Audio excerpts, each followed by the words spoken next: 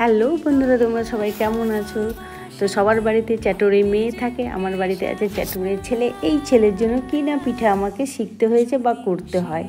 হ্যাঁ, ভাপা পিঠে, চিতই পিঠে, ঠিক আছে, আঁচকে পিঠে, সেদ্ধ পিঠে, পুলি পিঠে, তার সাথে সাথে এটাও কিন্তু একটা ছিট পিঠে। তো এইটাকে আটা মানে চালের গুঁড়ি বের করে নিয়ে লবণ, হলুদ, একটু আদা, একটা ডিম দিয়ে ভালো করে ফেটিয়ে নিয়ে দেখিয়ে দিলাম যে একটা পেঁয়াজ কেটে আর হচ্ছে একটু ঘি নিয়ে তাওয়াতে দিয়ে একের পর এক এইভাবে পিঠেগুলো তোমরা ভেজে নিতে পারো। এটা হচ্ছে আলু ভাজা দিয়ে খাওয়া যায়, গুড় দিয়ে খাওয়া যায়, হাঁসের মাংস, মুরগির মাংস সব, আর একদম টিস্যু পেপারের মতো পাতলা, খুব ইজি ওয়েতে হয়ে যায়।